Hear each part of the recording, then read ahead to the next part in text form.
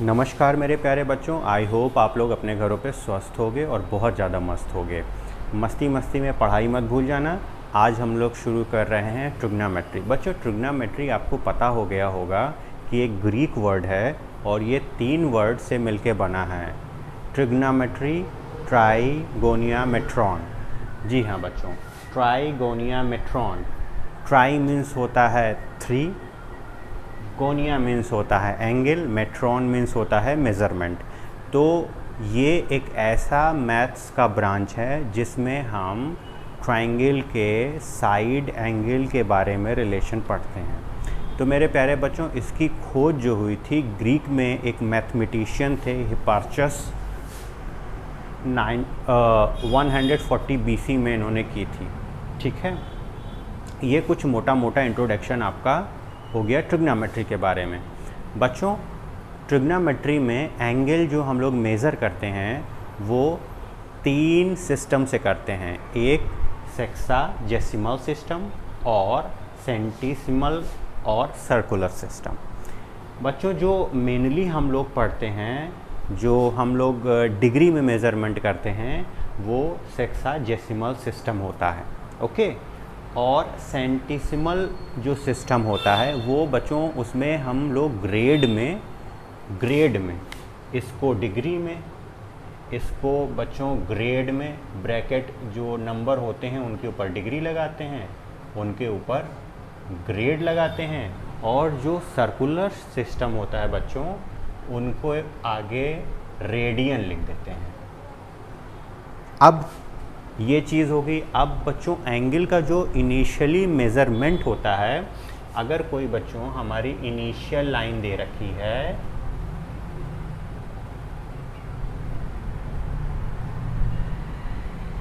तो उससे अगर टर्मिनल लाइन एक पॉइंट पे मिलती है तो जो एंगल बनता है वो हमारा एंगल नेगेटिव होता है।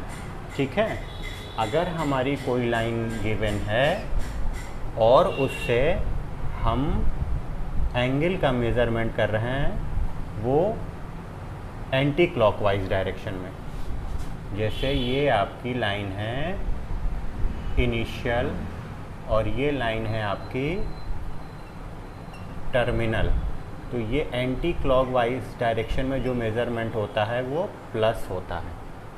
ओके, तो ये कुछ एंगल का मेज़रमेंट हो गया।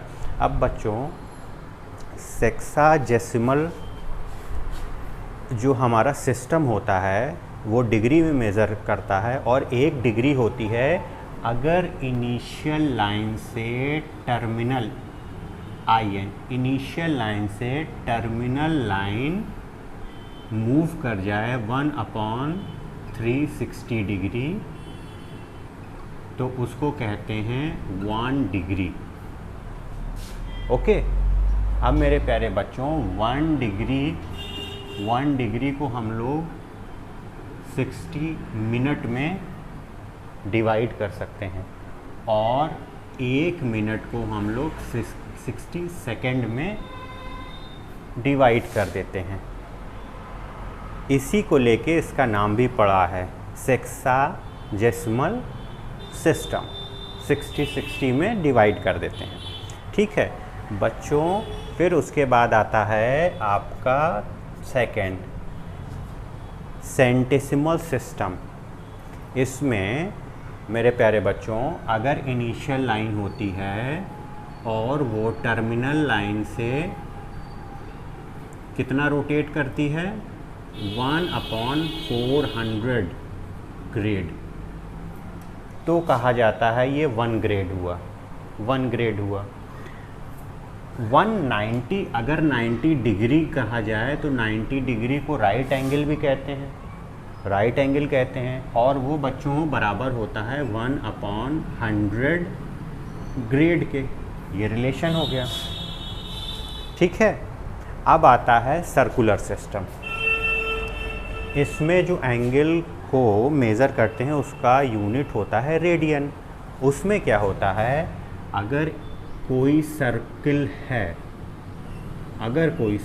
है तो उस पे अगर एक आर्क बनता है रेडियस के बराबर, तो जो एंगल वो सस्टेन करती है उसको कहते हैं 1 रेडियन। ठीक है, तो ये बच्चों प्यारा प्यारा हम लोग का एक रिलेशन हो गया सारे सिस्टम में। अगर हम चाहें इन सब को मिला के लिखना तो एक रिलेशन आ जाता है, जैसे सेक्साडेसिमल को हम लोग लिख सकते हैं यहाँ पे 360 डिग्री, और उसको बेटा ग्रेड में अगर कन्वर्ट करोगे तो ग्रेड को कितना लिख सकते हैं, 400 ग्रेड।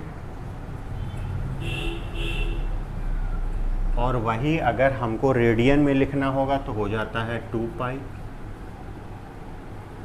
अगर इसको 90 डिग्री में कर दें और कम कर दें तो ये हो जाएगा 90, 100 ग्रेड, फिर ये हो जाएगा कितना,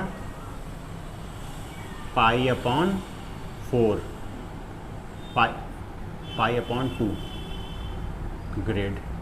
ठीक है, अगर और इसको थोड़ा सा इंटरचेंज करना चाहें तो कैसे कर सकते हैं, ये आपका क्या था, डिग्री में था तो डिग्री अपॉन 90, ये आपका ग्रेड था तो ग्रेड अपॉन 100, और ये आपका किस में था, रेडियन में।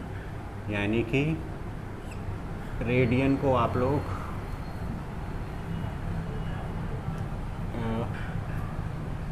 आर से ही डिनोट कर देते हैं, रेडियन को इस तरह से। अब बच्चों किसी भी दो को चाहेंगे तो आपस में ये इंटरचेंज हो सकते हैं।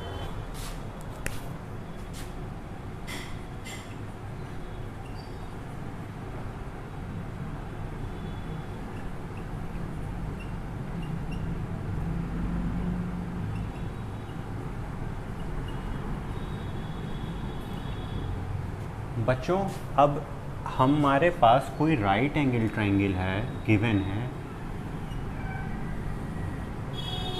ए बी सी, ये आपका राइट एंगल है। सबसे बड़ी साइड जो परपेंडिकुलर के सामने होती है उसको हाइपोटेन्यूस माना जाता है, जिसको हिंदी में लंब बोलते हैं। जो नीचे होती है उसको बेस बोलते हैं या आधार बोलते हैं, कर्ण बोलते हैं इसको।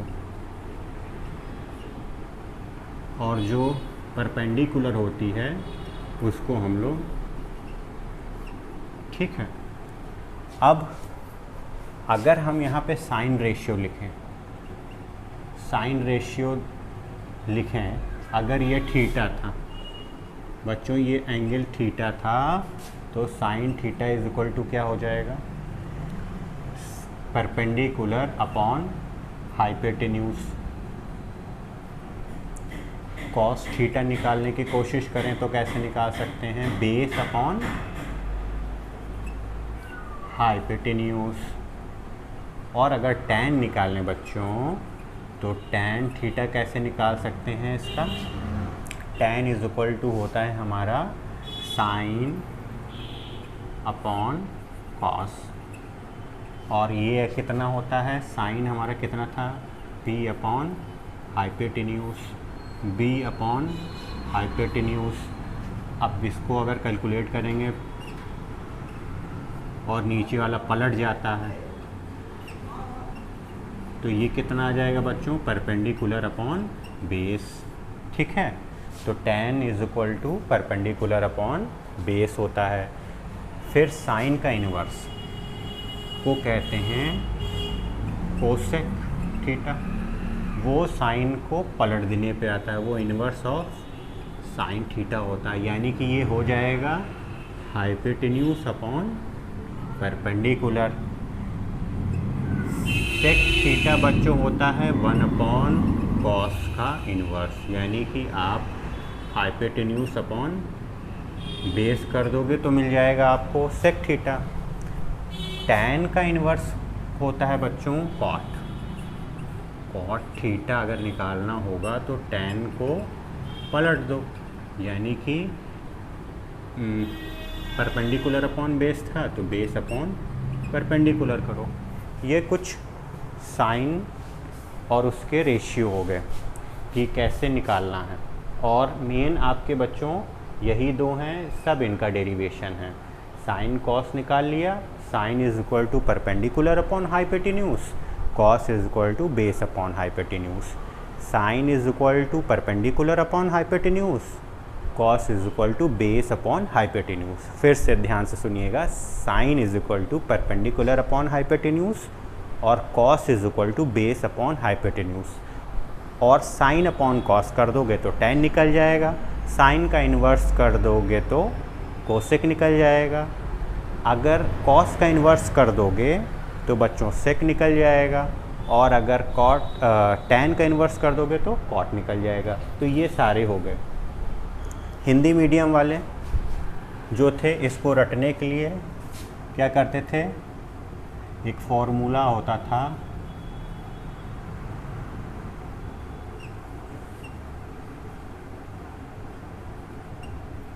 ठीक है, इससे साइन से लेके tan तक निकल जाता था।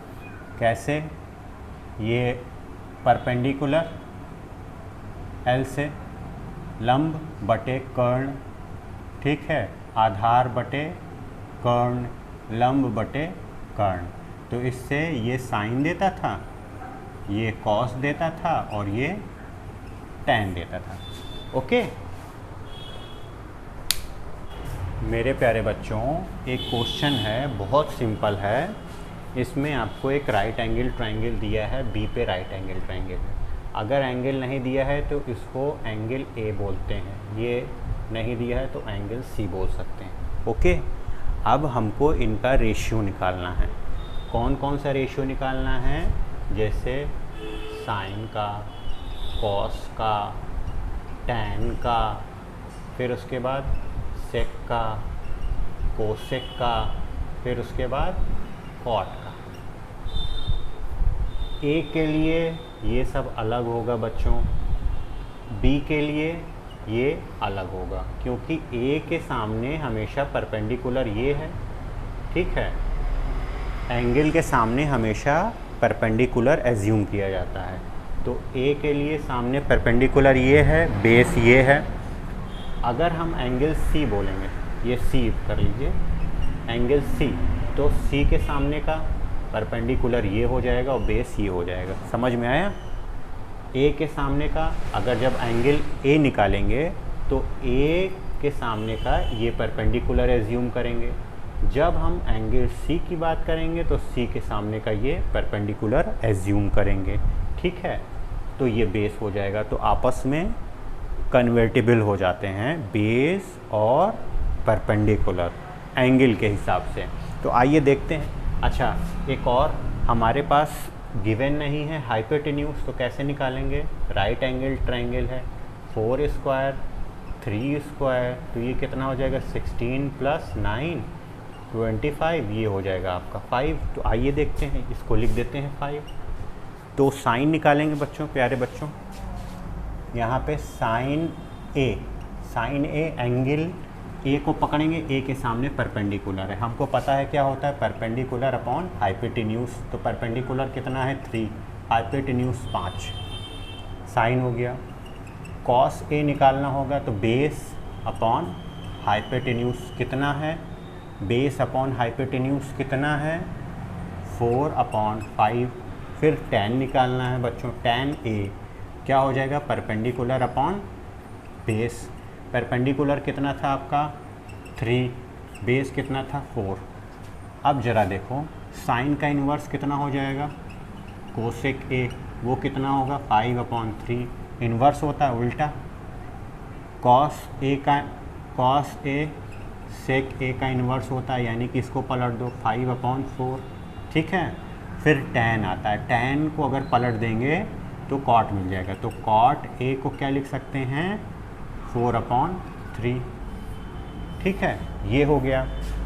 लेकिन अब हम यहाँ पे साइन बी की बात कर रहे हैं, कॉस बी की बात कर रहे हैं और tan बी की बात कर रहे हैं। ये सब चेंज हो जाएगा, सिंपल है, ये सब चेंज हो जाएगा।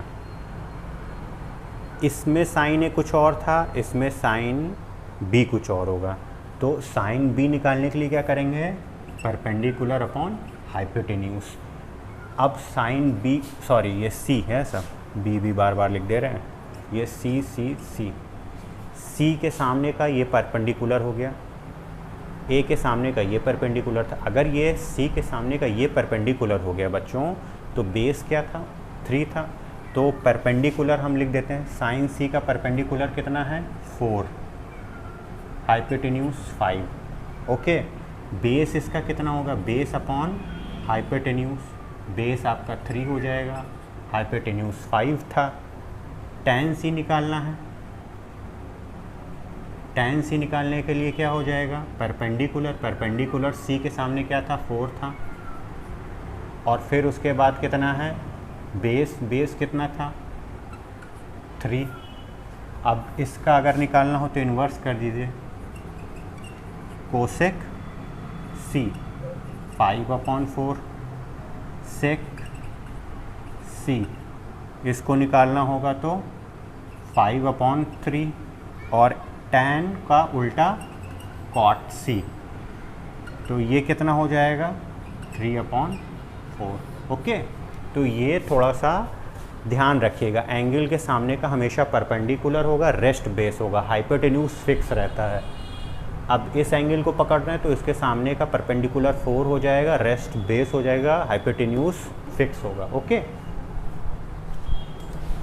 बच्चों, छोटी सी एक आइडेंटिटी है, जैसे कहीं लिखा हो साइन थीटा